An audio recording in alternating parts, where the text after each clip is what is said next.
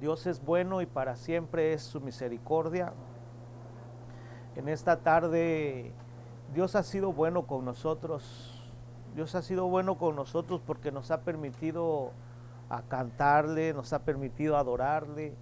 El momento de la adoración es algo sublime, es algo que como hijos necesitamos experimentar, porque cuando nosotros adoramos, cuando nosotros cantamos, algo sucede en nuestro interior, algo sucede con nosotros, nos cambia. Si venimos cansados, el Señor nos fortalece. Si venimos enfermos, el Señor nos sana. Si necesitamos algún milagro, el Señor lo hace mientras nosotros nos conectamos con la presencia, con el cielo. Y es un honor, es un privilegio poderle cantar al Señor y decirle santo, decirle que le amamos, decirle que le adoramos, que Él es todo para nosotros.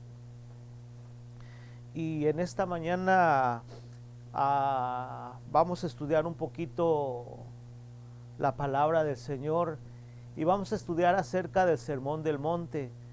Es algo muy conocido, pero que realmente lo hemos estudiado muy poco.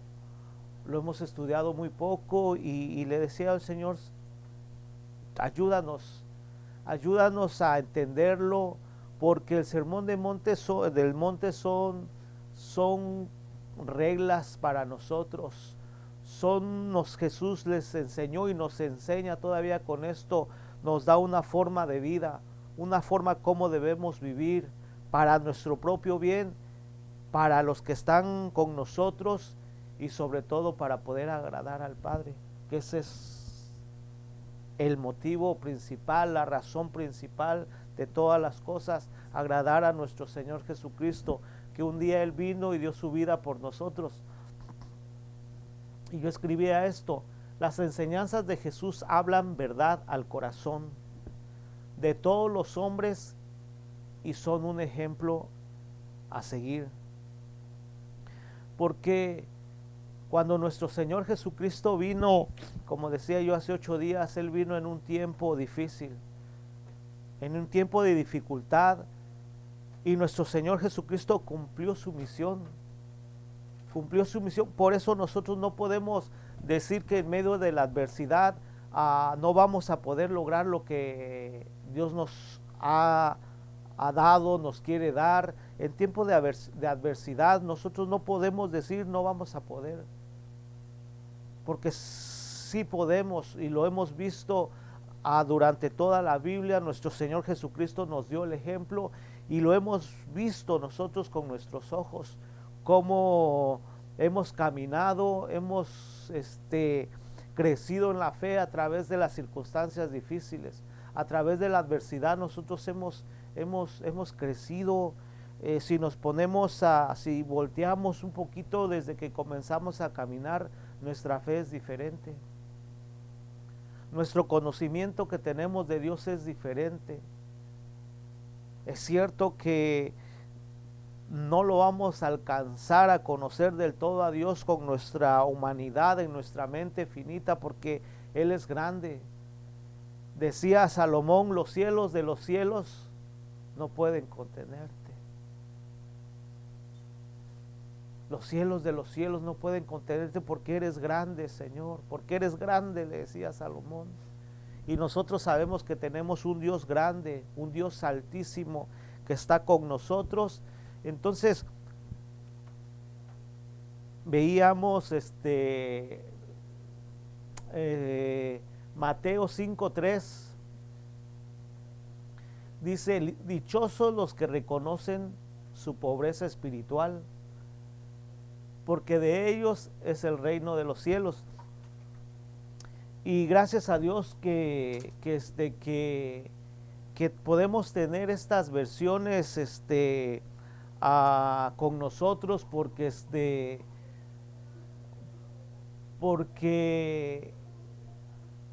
yo leíamos, siempre hemos leído acerca de la versión de Reina Valera, y la Reina Valera dice: bienaventurados los pobres de espíritu.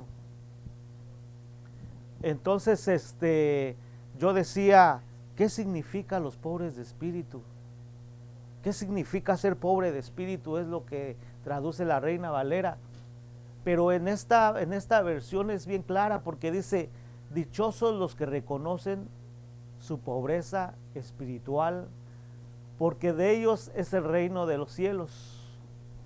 La gente que seguía a Jesús era porque habían sido desechados, porque habían sido olvidados, menospreciados, tenían pobreza espiritual y necesidad física. La gente que aparentemente lo tiene todo, piensan que no necesitan de Dios. No se dan cuenta de su pobreza espiritual. El pasar necesidad nos hace darnos cuenta que necesitamos de Dios. Entonces empieza nuestro Señor. Nuestro Señor viene de haber sido llevado al desierto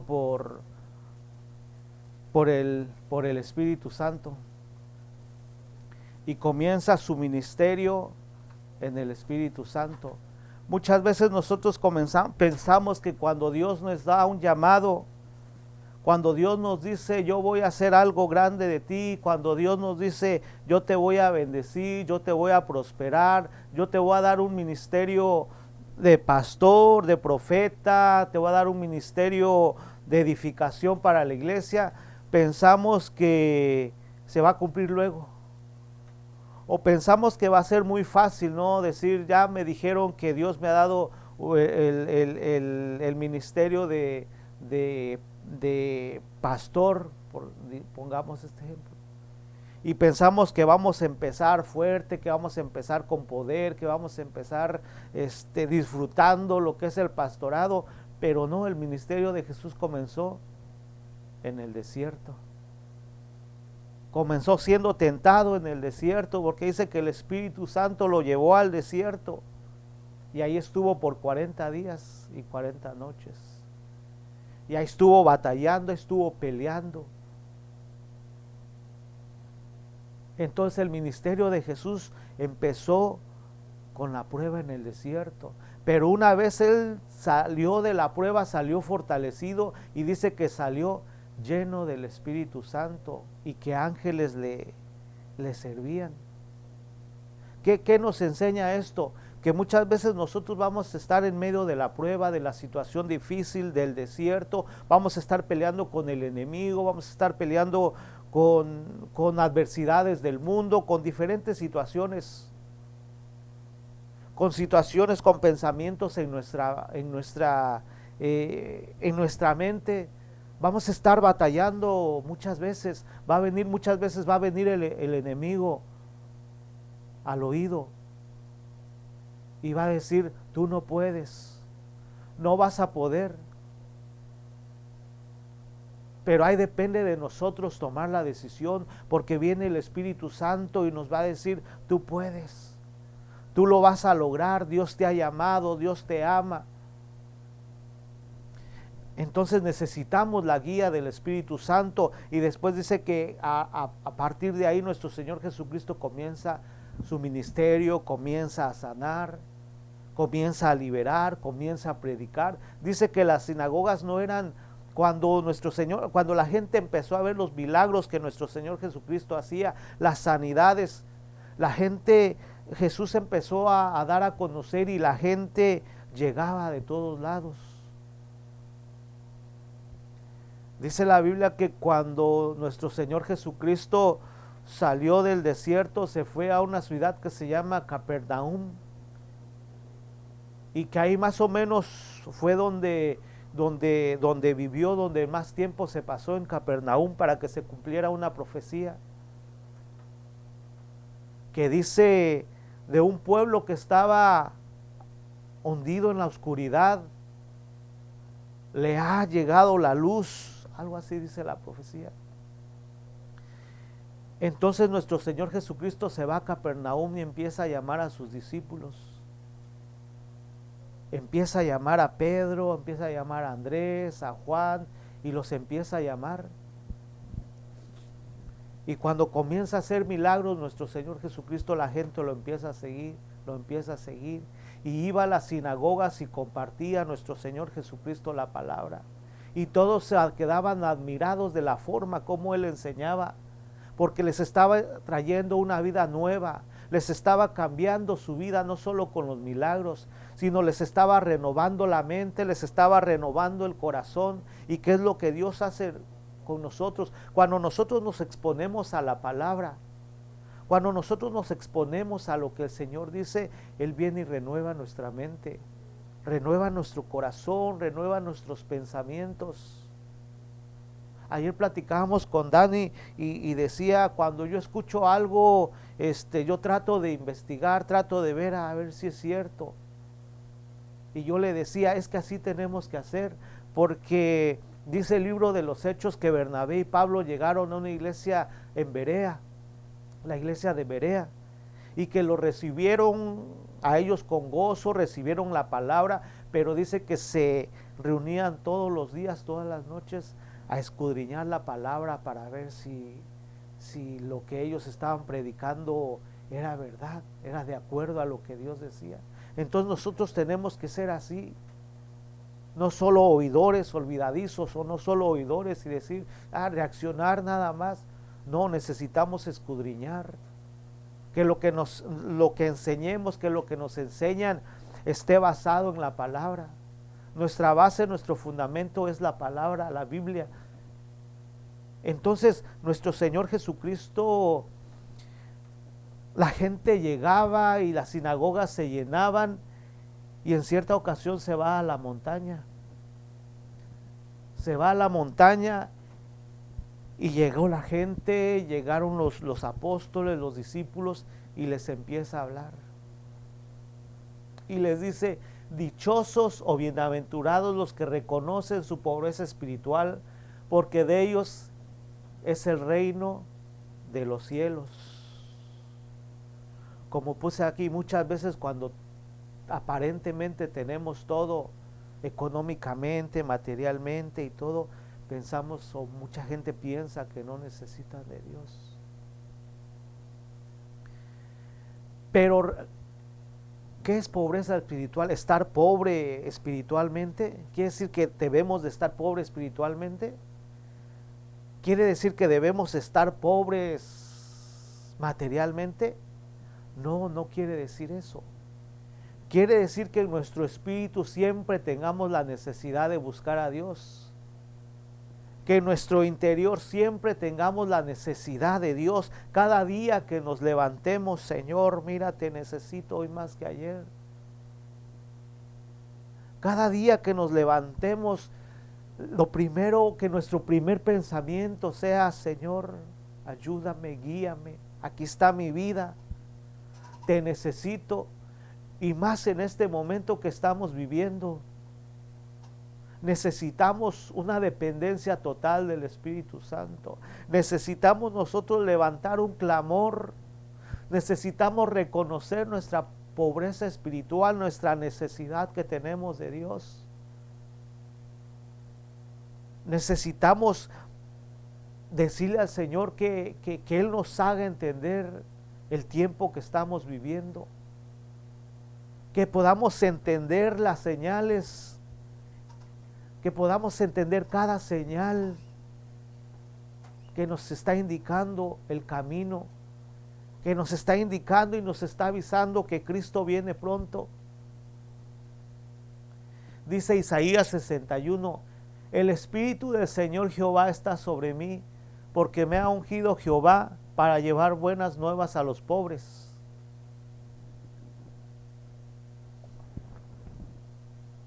Dice, el Espíritu del Señor Jehová está sobre mí, porque me ha ungido para llevar buenas nuevas a los pobres.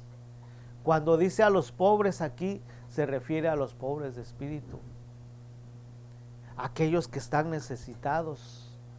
Como decíamos hace 8 días, Israel estaba en una gran necesidad, estaban esperando al Mesías, pero ellos lo estaban esperando de que el Mesías viniera como militarmente, que los fuera a levantar en armas y los fuera a liberar de Roma. Ellos esperaban así el Mesías, ellos esperaban esa liberación, pero no lo esperaban de esta manera, donde dice, el Señor me ha ungido para dar buenas nuevas a los pobres. Y nosotros cómo estábamos cuando el Señor nos alcanzó. Por eso puse aquí unos ejemplos. Mefiboset, restitución. Mefiboset era un pobre que estaba necesitado, que reconocía su necesidad y que cuando se presentó ante el rey, él se sentía indigno.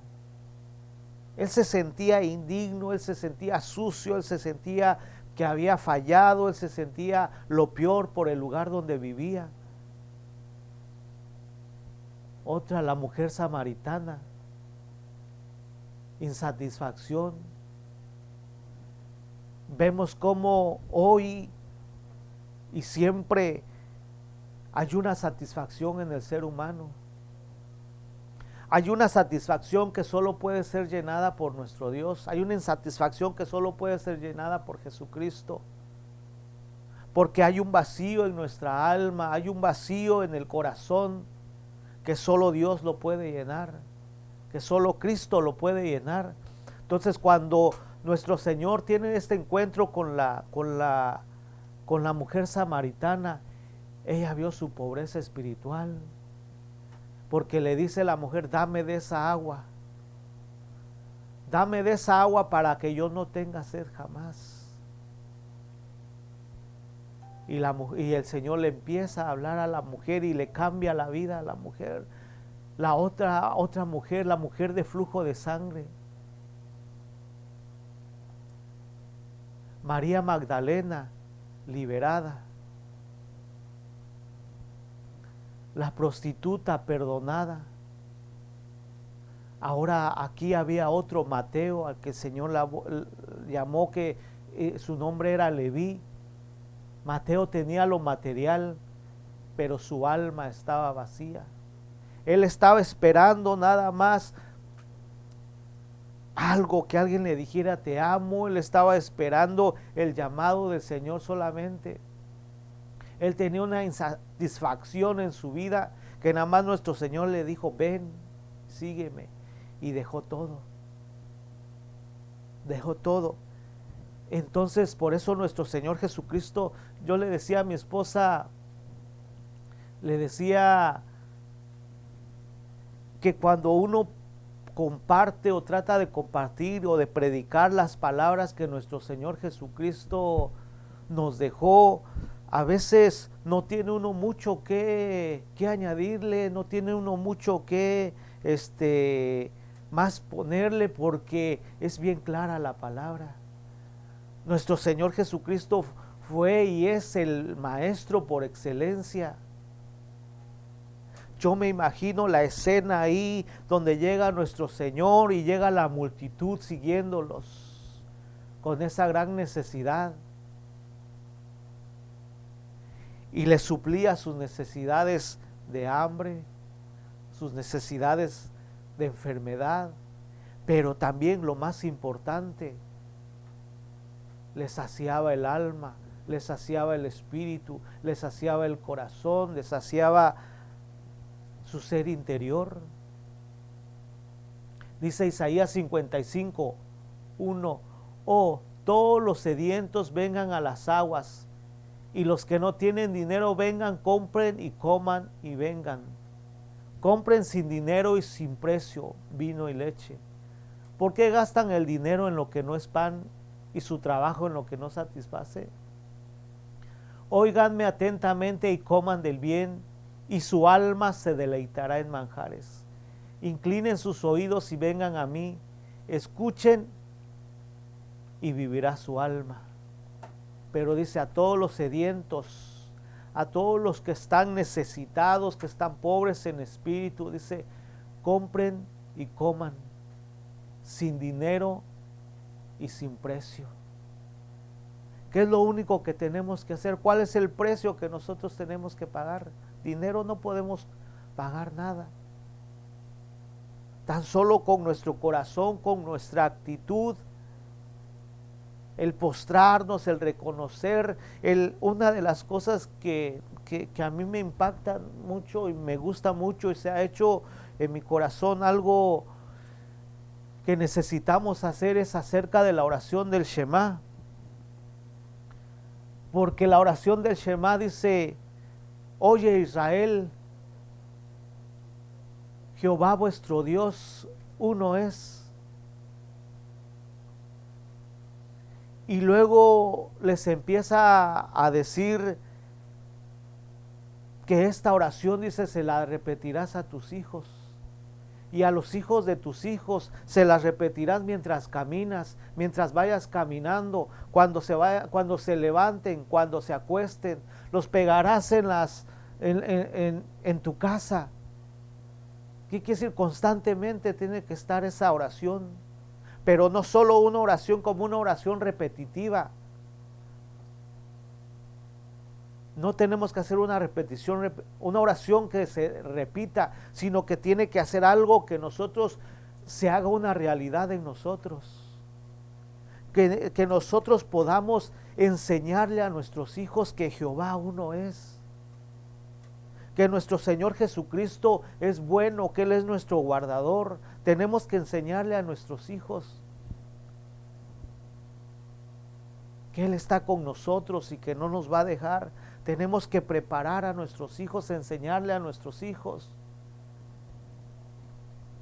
Tenemos que enseñarle a nuestros hijos que hay una necesidad espiritual, que tenemos necesidad, porque qué bonito es cuando nosotros nos acercamos delante de Dios, pero nos acercamos como hijos.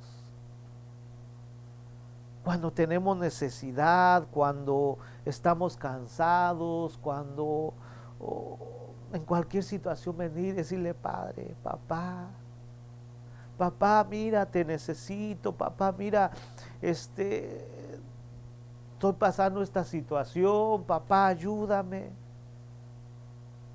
Como hijo necesitamos acercarnos a nuestro Padre y decirle: papá, mira esta situación, ayúdame, ya no aguanto. Necesitamos acercarnos delante de nuestro Padre. Por eso nuestro Señor dijo: bienaventurados son.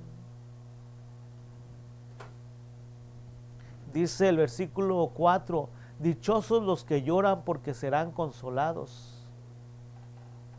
Cuando nos acerquemos a Dios vamos a ser consolados, cuando nos refugiemos en Él.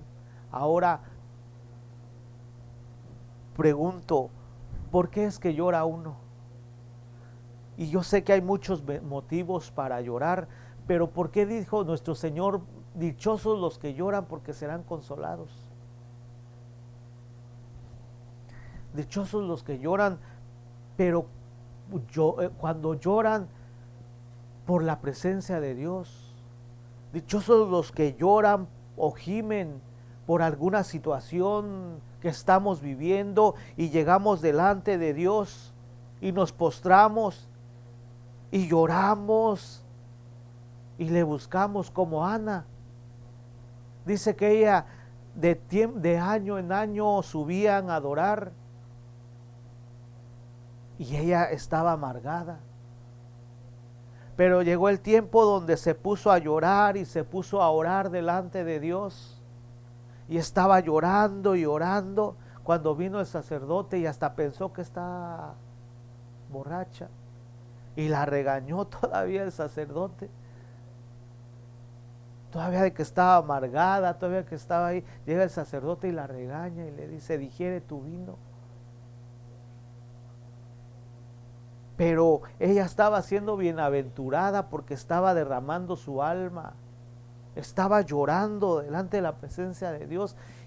Y una de las cosas que a mí siempre me han impactado y de las escenas que nuestro Señor Jesucristo vivió, que nosotros podemos leer en la Biblia, es cuando la mujer que era prostituta. A mí me impacta mucho esa, y me bendice y me enseña mucho esa enseñanza que nuestro Señor Jesucristo nos dejó.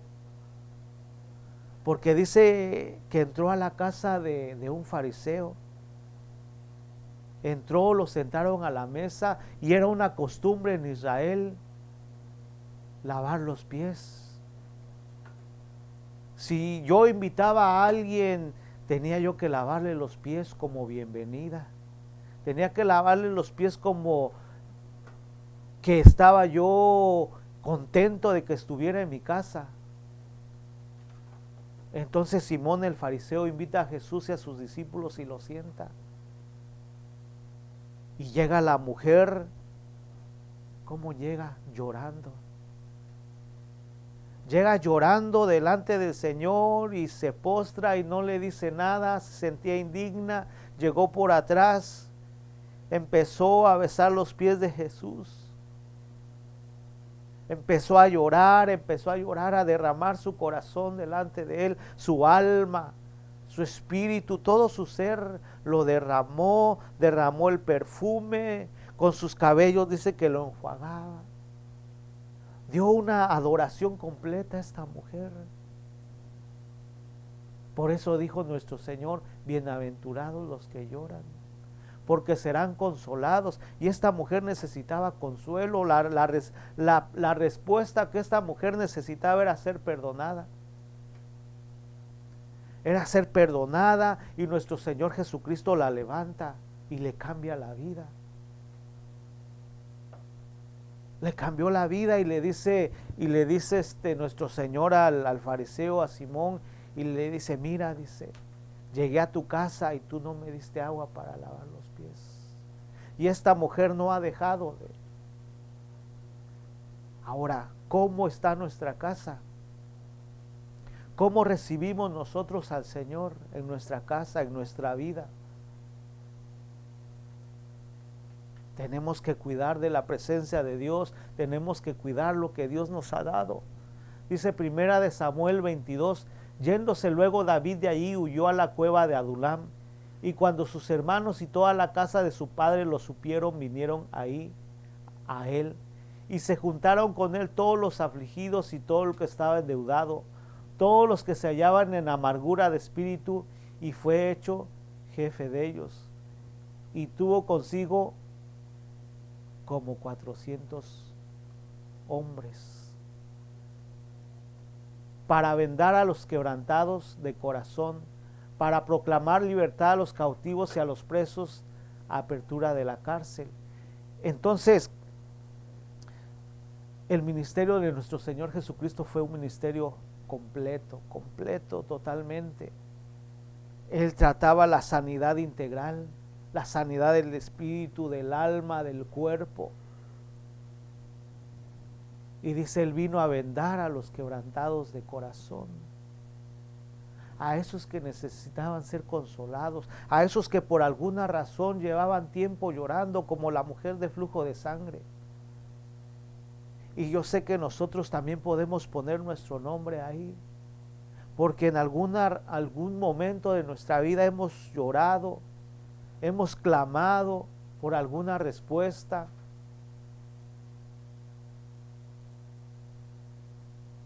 Hemos a veces tomado decisiones equivocadas, donde nuestra alma se ha dañado, se ha quebrado nuestra alma, pero dice que él vino a vendar a los quebrantados de corazón. Y es el evangelio que nosotros predicamos. Es el evangelio que nosotros predicamos. Lo único que nosotros tenemos que es transmitir lo que ya está escrito, transmitir lo que nuestro Señor Jesucristo nos dejó. Por eso dice Isaías, a todos los sedientos venid a las aguas, porque Él es el único que nos va a saciar, Él es el único que puede saciar nuestras vidas.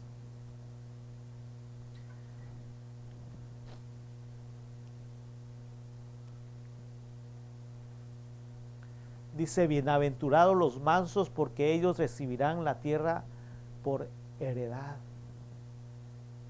Dichosos los humildes, porque heredarán. Dice esta es una versión, la Dios habla hoy, dice, dichosos los humildes, porque heredarán la tierra prometida. Y la otra versión dice, bienaventurados los mansos, porque ellos recibirán la tierra por heredad. Y como nosotros sabemos, cuando nuestro Señor Jesucristo sacó a Israel de Egipto y los pasó por el desierto para probar su corazón, para limpiarlos, para purificarlos, ellos no eran mansos, ellos no eran humildes. Por eso nuestro Señor Jesucristo, no me imagino, no sé, no puede ser que por eso les decía, los humildes van a heredar la tierra. Los humildes, los mansos van a alcanzar la promesa. Solo los que sean humildes, los que se humillen, los que reconozcan, van a alcanzar la tierra prometida, lo que Dios les prometió. Ahora, ¿qué el Señor nos ha prometido a nosotros? Yo siempre pregunto esto y digo, ¿cuántas promesas el Señor nos ha dado? En la Biblia, ¿cuántas promesas están escritas para nosotros? Pero muchas veces no las recibimos. ¿Por qué? Porque no somos mansos, porque no somos humildes, porque muchas veces somos altivos de corazón. Por eso no hemos alcanzado las promesas. Por eso no hemos alcanzado lo que Dios nos ha dado. A veces nos dan tantito y ya nos creemos. Por eso nuestro Señor decía, bienaventurados los humildes, dichosos los humildes, porque heredarán la tierra prometida. Nosotros tenemos siempre que caminar con ese perfil, sabiendo que es Dios el que hace las cosas, sabiendo que lo que tenemos es porque Dios nos los ha dado. Siempre caminar sabiendo que lo que nosotros tenemos, lo que comemos es porque Dios nos los provee, el trabajo que tenemos es porque Dios nos lo provee, que nos podemos levantar cada mañana y Él nos da la salud, nos da las fuerzas para hacerlo. En eso nos gloriamos en nuestro Dios. En eso nos gloriamos en Él. Dice Isaías 57:15, el alto y majestuoso que vive en la eternidad, el santo, dice, pero qué tremendo, porque hace remarca, dice, el alto y majestuoso que vive en la eternidad, el santo, dice, yo vivo en el lugar alto y santo con los de espíritu arrepentido y humilde. Restauro el espíritu destrozado del humilde y reavivo el valor de los que tienen un corazón arrepentido. Entonces, por eso nuestro Señor Jesucristo nos estaba enseñando, y allá en el monte les estaba dando enseñanzas que iban a marcar el corazón, que nos iban a marcar el corazón. Enseñanzas que son normas de conducta para nosotros. Dice, el reino de los cielos se ha acercado. Jesús vino y estableció el reino de Dios. Y en un reino que hay un rey y los súbditos, está el pueblo. Y cuando hay un rey, cuando hay un reinado, hay reglas, hay leyes que hay que respetar. Porque si no respeta uno las leyes, ¿qué pasa? Castigo. En la anterioridad, o los mataban, los crucificaban, ¿cómo?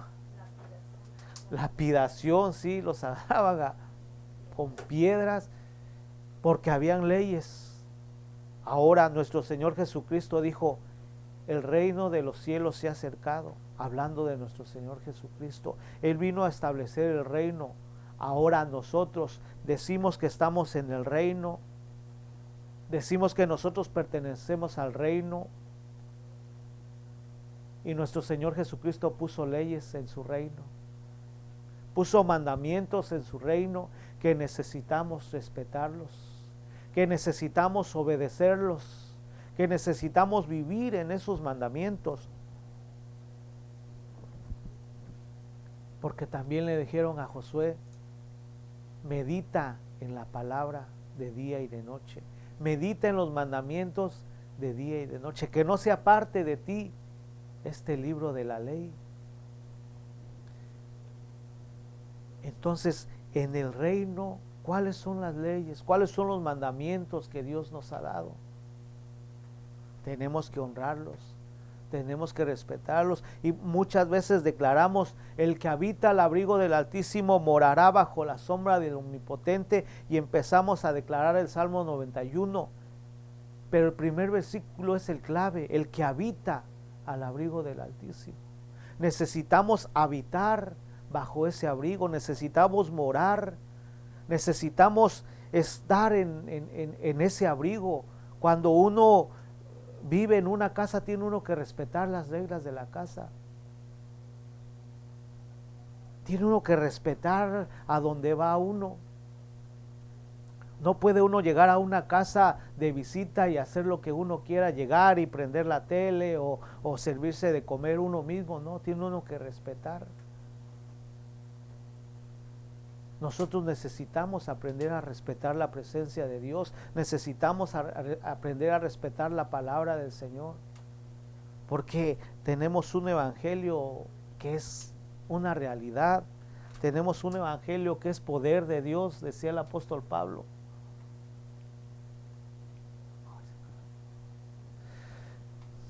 Entonces nuestro Señor Jesucristo vino a cambiar nuestros pensamientos, nuestra forma de vida, con estas enseñanzas del Sermón del Monte. Y le pedimos al Señor que nos ayude a entender esto, que podamos vivir. Yo creo que con estos tres que hemos tocado, podemos meditar en nuestro corazón y decir: ¿cómo está nuestro espíritu? ¿Cómo está nuestra hambre, nuestra sed de Dios? ¿Qué tal humildes somos para poder alcanzar las promesas del Señor?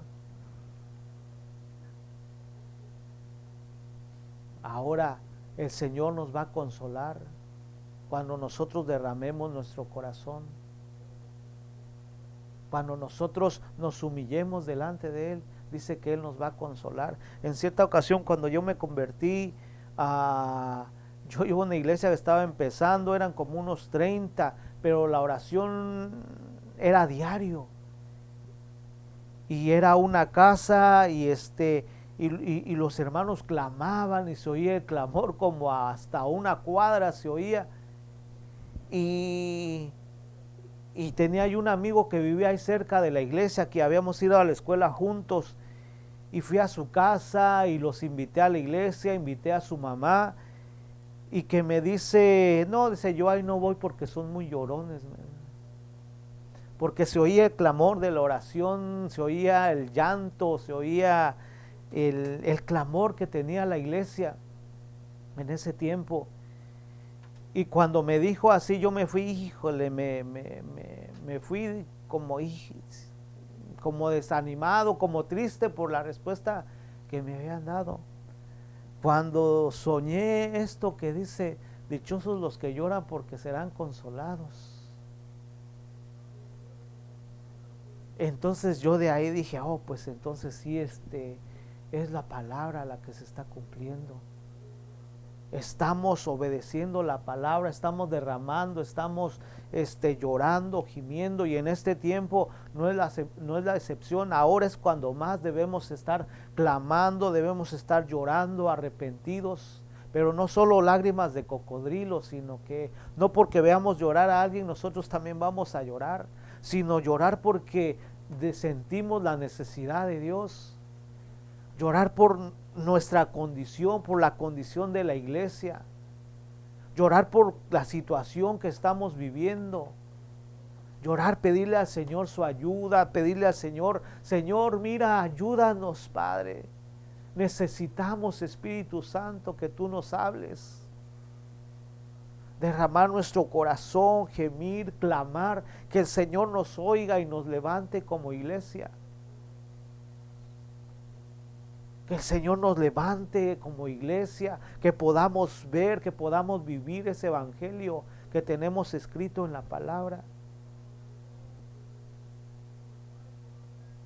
Nuestro Señor Jesucristo dijo: bienaventurados los que reconocen su necesidad espiritual, los que lloran y los humildes. Yo creo con esos tres es suficiente para empezar esto. Es suficiente y meditar cómo estamos en esos tres puntos y aprender de ellos. Padre, en el nombre de Jesús, yo te doy gracias, mi Dios, por tu palabra, Señor. Gracias, Señor, porque tú nos dejaste una enseñanza, Señor. Una forma de vida, Dios, nueva, mejor, nos has dado. Ayúdanos, Dios, a poder entender tu palabra, a poder reconocer nuestra necesidad que tenemos de ti, Dios poderoso. A poder, mi Dios, entender las señales. Ayúdanos, mi Dios, a amarte, a adorarte. Ayúdanos a honrar tu presencia, mi Dios, porque te necesitamos. Te queremos con nosotros, Espíritu Santo. Ven y llénanos de ti. Llénanos y ayúdanos a entender tu palabra. Fortalécenos, ven y fortalécenos en este tiempo. Padre, en el nombre de Jesús, hoy levantamos un clamor, mi Dios, por tu pueblo, por tu iglesia, que ha sido afectada, Señor, por este virus y por cualquier otra enfermedad, Padre. Yo te ruego, Señor, que hagas como hiciste con el siervo del centurión. Di tu palabra, mi Dios, y seremos sanos. Di tu palabra y seremos sanos, mi Dios. Di tu palabra y nuestra vida cambiará. Solo dilo una vez más, mi Dios. Sana tu iglesia, mi Dios. Sana a nuestros hermanos, Dios. Por favor, Señor, te lo suplicamos en el nombre de Jesús. Te rogamos, mi Dios, que sanes a tu iglesia, que sanes a tu pueblo, Señor amado. Ten misericordia de nosotros, Dios, porque te necesitamos, Señor. Te necesitamos, Dios bendito. Queremos más de ti, Señor. Queremos más de tu presencia, más de tu palabra, Señor amado. Y a ti daremos todo honor y toda gloria por siempre, Padre. Fortalece, Señor, nuestro espíritu, nuestra alma. Fortalécenos, Dios.